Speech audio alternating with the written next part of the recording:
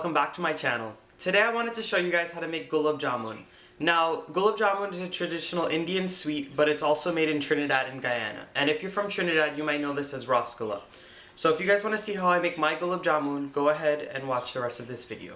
Before I get into the whole cooking process, what I want to do is go ahead and go over all of the ingredients that I'll be using to make my Gulab Jamun today. What I have here is some milk powder, and I'm using the Klim brand milk powder. I have some evaporated milk to go ahead and combine my dough. I have some all-purpose flour, some ghee, or you can use butter, some baking soda, and some cardamom or elychee. And for my sugar syrup, I have some water, some sugar, and some more elychee to flavor my sugar syrup. So the first step in making this Gulab Jamun is to make the sugar syrup for the little balls of dough to soak in when they're done frying. So what I want to do first is I have my pot heating up on a high heat right now. And I want to go ahead and add in all of my sugar. Now this may seem like a lot of sugar, but I'm making a lot of Gulab Jamun today. I want to get about 60 balls from the amount of dough that I'm going to make. So you need enough sugar syrup for them to soak up. So I added in my sugar, and I want to add in all of my water. And this sugar syrup, we're basically making a simple syrup here. You do not want this to crystallize at all.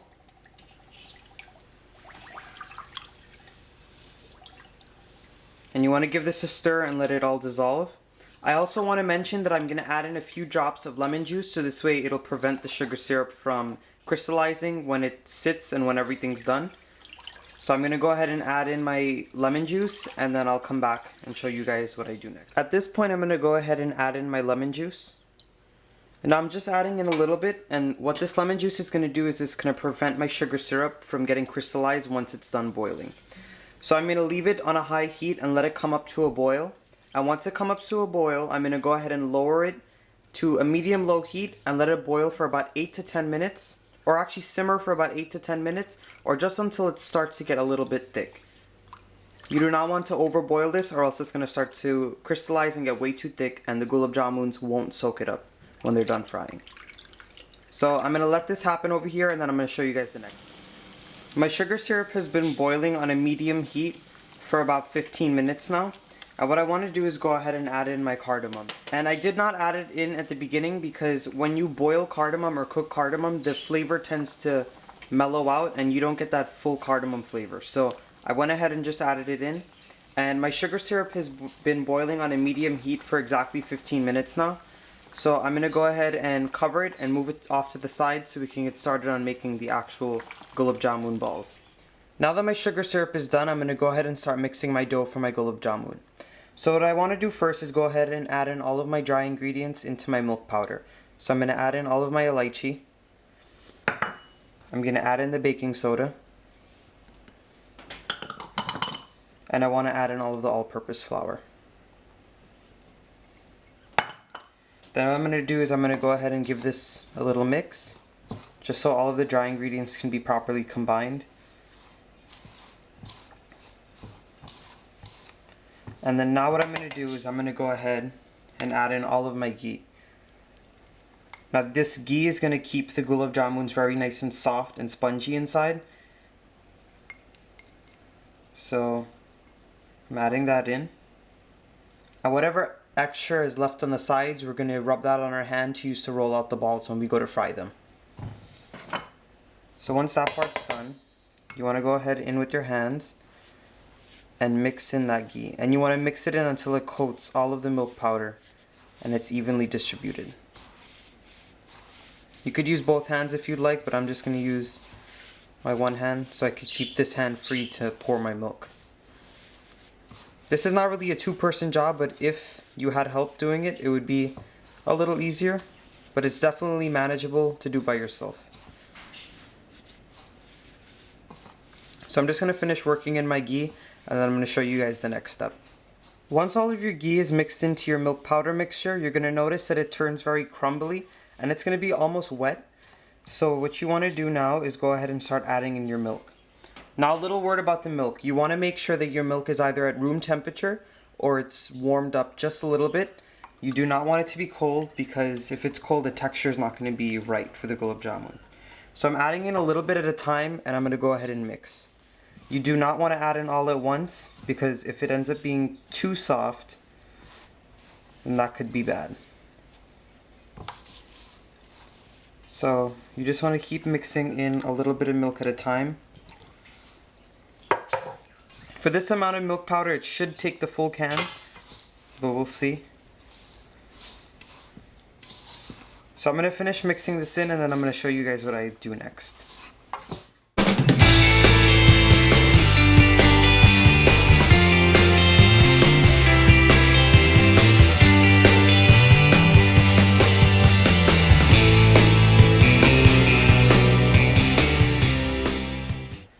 I ended up mixing in a whole can of milk plus a little bit more milk from a different can.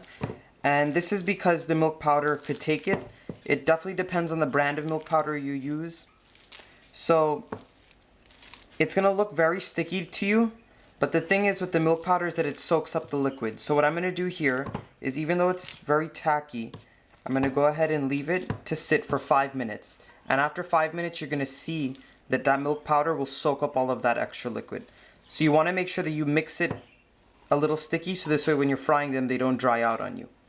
So I'm going to let this sit here for 5 minutes, and then I'm going to go ahead and show you guys how to fry them. At this point, I've had my dough resting for about 5 minutes now, and before we get into rolling out all of the balls, I just want to show you guys that I have a little pan of oil here that I've been heating up on a very low heat. Now, when you're frying these balls, you want them on a low heat because since they're in a ball shape, you want to make sure that the inside is cooked throughout and it's not doughy at all. And you don't want them to get too brown too fast, or else they're going to get dark on the outside and be very raw on the inside. And I also have a bowl lined with paper towels to drain off the excess oil when they come out of the fryer. So what you want to do now is go in with your hands into your dough, and you're going to see that it has dried up and soaked up that milk that was there. It's not too sticky anymore. And you want to just knead it very lightly. You don't want to knead it too much like you're making bread, because if you were to knead it too much, then the end result would be a pretty tough gulab jamun. So now that it's together for the most part, I'm going to begin to make all of the balls. So you just want to clean up your hand a little. And you want to grab a plate, so this way you can start making them. Now I'm planning to get 60 balls out of this, but you might get more or less depending on how big you make them. So with the extra ghee that you had in your bowl here, you just want to wet your fingers with it, maybe get some on your hand. And what you want to do is you want to pinch off a small piece of dough, and you're going to roll it until it's very smooth. You want to make sure that there's no cracks in the ball or anything like that. So that's one done. I finished rolling half of the gulab jamun balls. So what I'm going to do now is go ahead and add them into my oil. Now when you add it into the oil, you do not want it to start sizzling too much. When it starts to release a few bubbles at the bottom, that's okay. You want them to cook very evenly, so you have to cook them on a very low heat. So I'm just going to add them in. And you don't want to overcrowd the pan too much because these will get bigger. And as you guys can see, I did not finish rolling out all of the balls because when you let this dough sit, it tends to dry out just a little bit. So what you want to do is maybe roll out half of the balls, and then I'm going to show you guys what to do when your dough starts to get dry. So this is the amount that I'm going to add in for now. I don't want to overcrowd the pan too much. And I'm going to show you guys what to do if your dough starts to get a little dry. You're going to see that it'll start to get a little crumbly.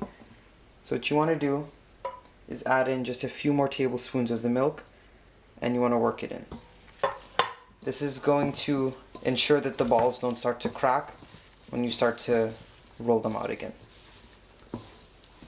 You guys are going to see in the pan here that there's little bubbles forming in between all of the gulab jamun, and that's exactly what you want.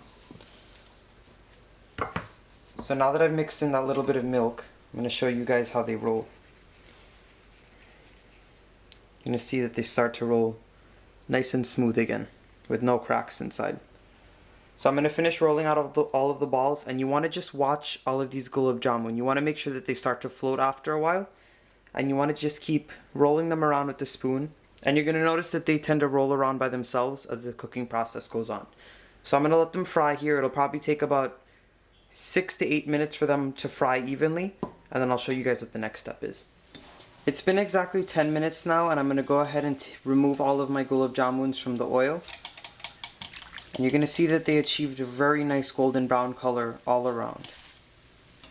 And they're not cracking because I made sure to roll them very smoothly. So you just want to lie them down inside your bowl lined with the paper towels, and you're just going to let them drain. Now some people, when they're done frying it, they'll go ahead and put the balls straight into the sugar syrup, but I don't do that just because these balls were in the oil for so long. I want to get as much oil out of them as I can. I don't want the end product to be very oily. So I'm going to let these drain, and I'm going to go ahead and add in my other balls that I finished rolling out. And I'm just going to continue this process until I finished out all of my dough. I finished frying all of the gulab jamuns, and what I'm going to do now is go ahead and pour the sugar syrup on. As you guys can see, I transferred it into a very deep dish, so this way it could fit all of the gulab jamun as well as all of the syrup. So I want to go ahead and carefully pour in all of the syrup on top of it.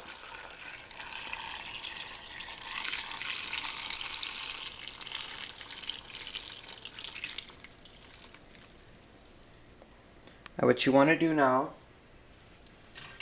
is just press them down just a little, so this way they all get submerged inside of the sugar syrup.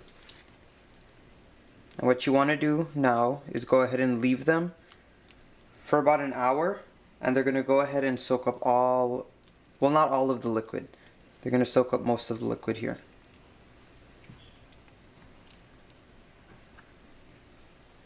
And that's it, guys. My gulab jamun is all done. I'm going to let it finish soaking here, and then I could go ahead and serve it. In the picture right after this frame, I'm going to go ahead and show you guys what it looks like when it's cut open. I really hope you guys enjoyed being in the kitchen again with me today. Please go ahead and give this video a thumbs up and subscribe to my channel so this way you can be notified on when I do post new videos. Also, leave a comment down below on what you guys would like me to make next. And if you guys give this recipe a try, let me know how it comes out. Thanks for watching, guys.